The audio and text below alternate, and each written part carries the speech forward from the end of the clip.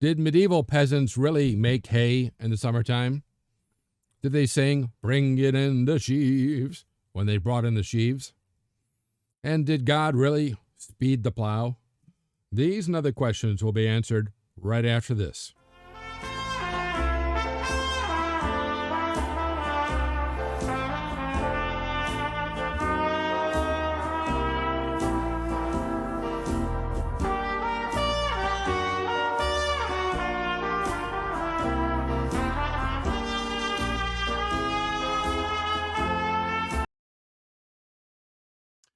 I'm Professor Jerome Arkenberg, and I've been teaching a wide variety of history courses at colleges across this country for the past 30 years.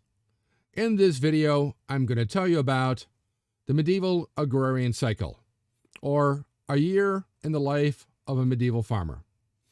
This includes fall plowing, planting, and harrowing; winter, fattening and slaughter of pigs; spring plowing, planting, and harrowing; making hay; the late summer and autumn harvest; threshing, winnowing, and milling; and drying, smoking, and salting. At the end, I'll have the wrap-up quote on this video, so stick around for it. But first, make sure to click like, share, especially subscribe, and that little bell thingy, so I can continue to bring you more great videos just like this one.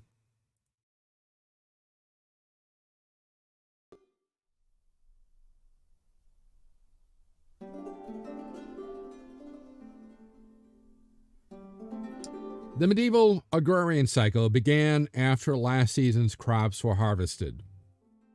And at this point, the land was plowed twice.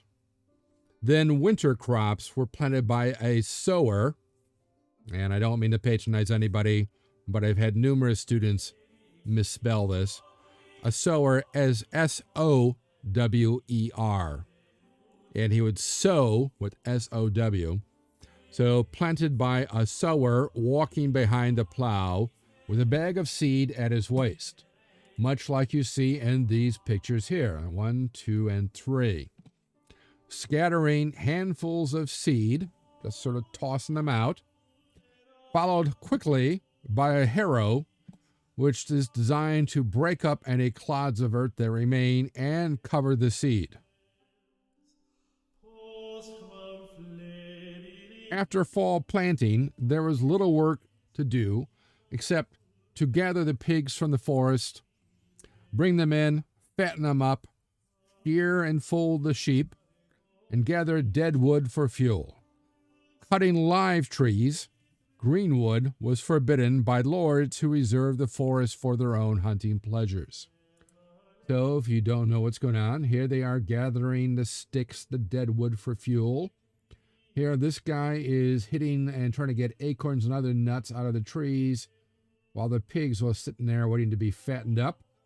This, of course, they are milking the sheep in the sheepfold. This guy is, again, gathering the sticks. This pig's about to, looks like a pig about to die. This lamb is being cared for. This guy is simply shoveling snow. Here's another pig about to meet his maker. And of course, here they are shearing the sheep of their wool.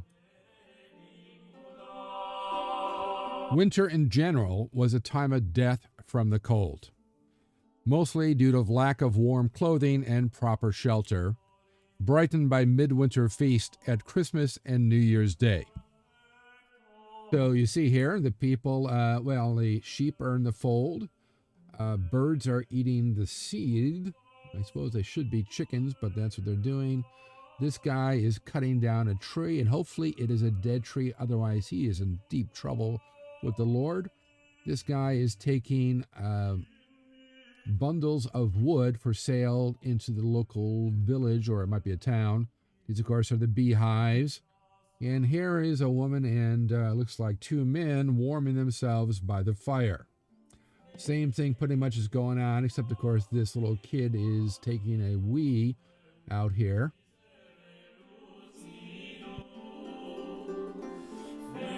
Then comes spring. Spring sees a new round of plowing, planting, and harrowing for March sown crops. If you want to know which crops those are, see the proper video on it. In June and July, it was time to make hay by using scythes, and of course, this is a scythe, for those of you who don't know what it is, to cut the grass close to the ground, leaving it in the fields to dry before raking it, which is what this woman is doing. Here they are scything it. And then, of course, heap it into haystacks with a pitchfork, which is what she is doing, and she as well.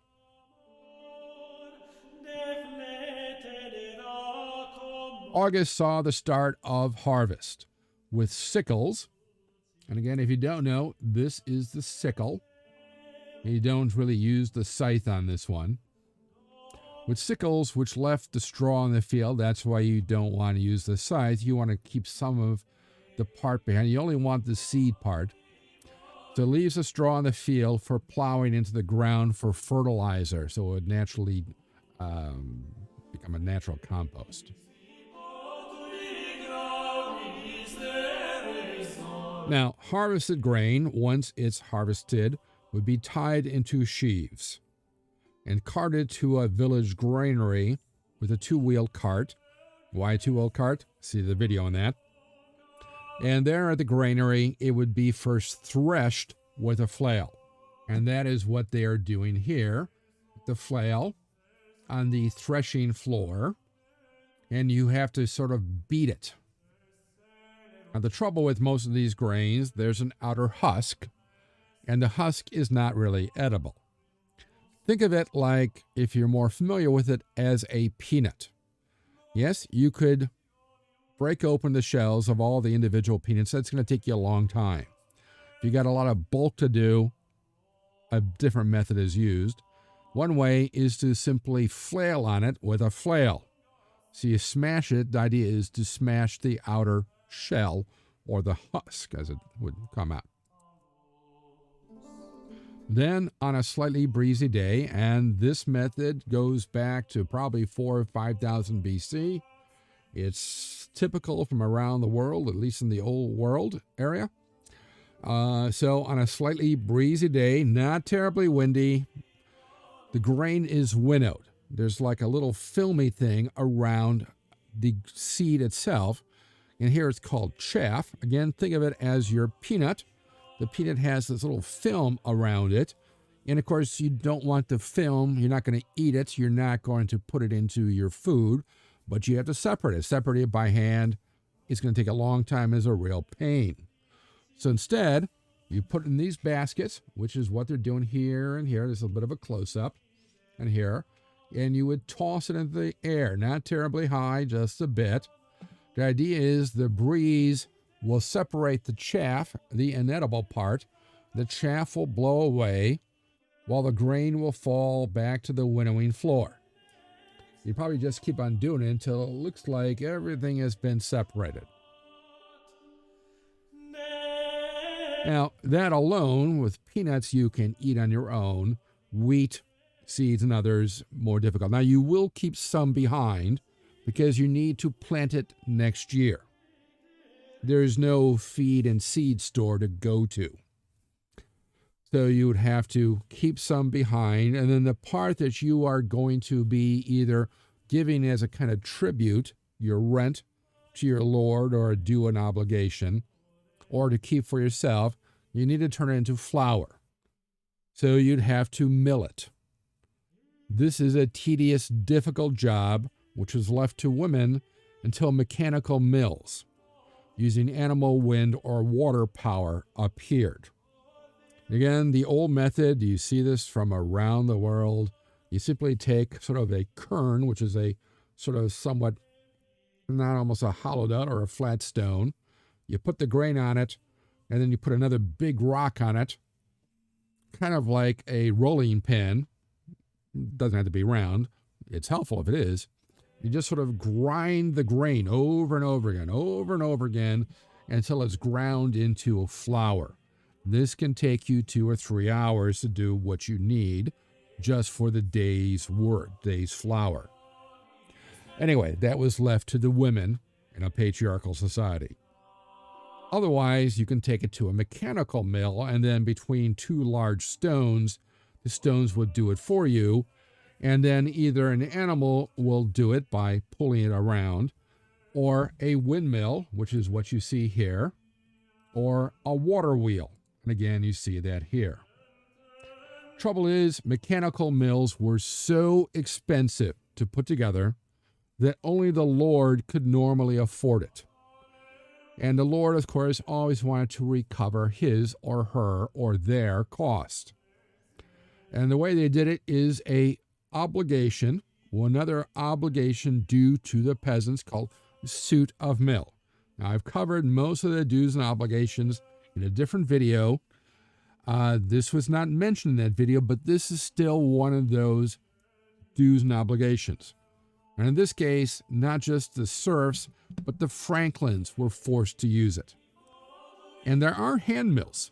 You take a little two, sort of on the same thing of the two big stones, you take two smaller stones, and you kind of rotate one stone over the other. You sort of make a hole into the stone. Do not use granite or basalt for this. And you pour your little seeds into it, and the seeds will be ground down. They're relatively easy to make, more or less. Of course, the Lord doesn't want you to make your own stuff at home. It's kind of like your own food processor. Yes, it's available. You can do it at home, but we don't want you to do it at home. I want you to take it to mine so I can charge you for it. So that's the deal. So if they would catch you, they would heavily fine you and, of course, break up your hand mill. After which, assuming you could afford the fine, you would probably make another one, because taking it to the Lord's mill is too expensive, really. Suit of mill becomes the most contentious obligation on any manor, and the local miller becomes loathed and hated. Not as hated as much as the local reeve, but pretty darn close. The miller, of course, is entitled to take some of the grain off the top as his payment. And then, of course, you have another payment, another part taken off the top for the Lord. And, of course, whatever's left over is yours, but the miller tends to, by reputation, take more off the top than he is normally required to. After this grain harvest is ended, vegetables and fruit is harvested in October.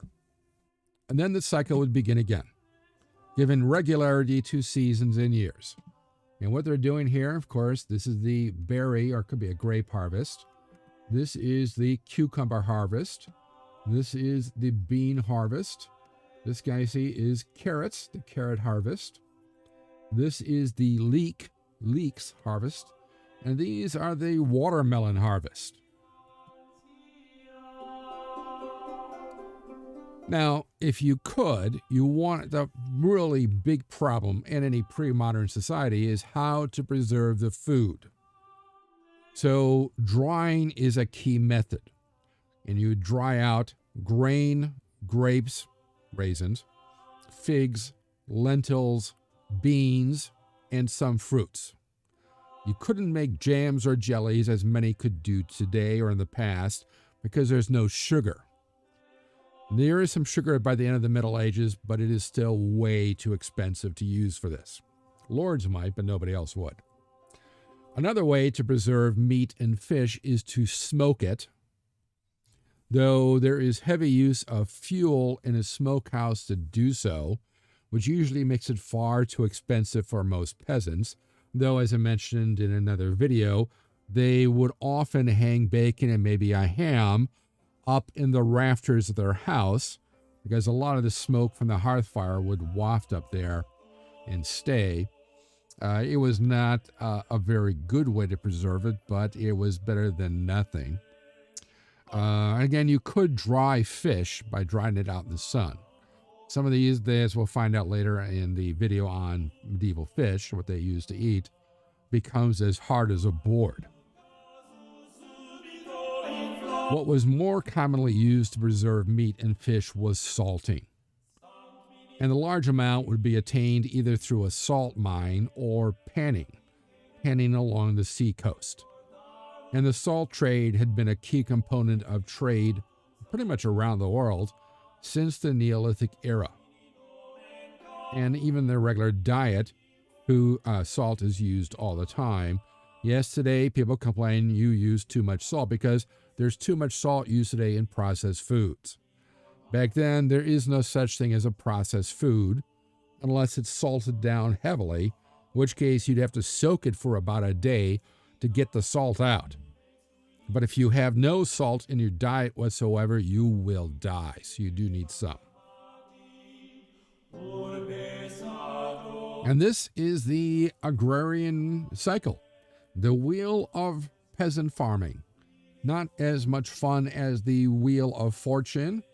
I don't see Pat Sajak or Vanna White here to spin the wheel, but it's a very good representation of what that's about. All right, the wrap-up quote. Each plow team ought by right to plow 180 acres in the year. That is to say, 60 acres for winter seed, and 60 acres for summer grain, and 60 acres of fallow. In other words, even if the land is not to be used, it's going to lay fallow, you still got to plow it. There are in the year 52 weeks. Now take away 8 weeks for holy days and other hindrances, then are there 44 working weeks left.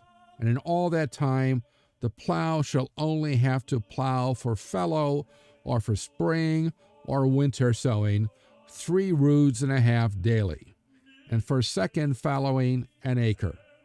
An acre sown with wheat takes 3 plowings, except lands which are sown yearly. To first plow, it is a good season in April, if the land is wet. Then harrow and plow for sowing when the land is more settled and is not too wet.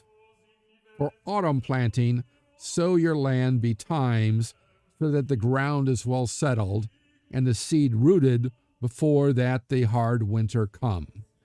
Cause your grain to be cleansed and weeded after Midsummer's Day, or before that time it is the wrong season, as if you cut weeds 15 days or even 8 days before Midsummer's Day, for every weed you cut there shall come up 2 or 3.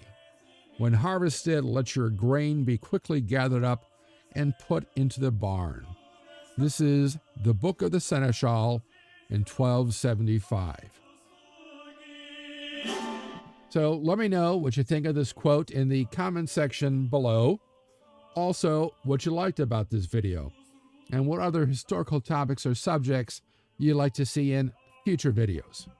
Be sure to click like, share, and especially subscribe, as it will help me bring you more great videos, and click on that little bell thingy so you'll know when the next History Waits for No One video is posted. If you want to know more, there are recommended studies on this topic in the description below, along with other ways to connect with me. Thanks for watching, and I'll see you in the past.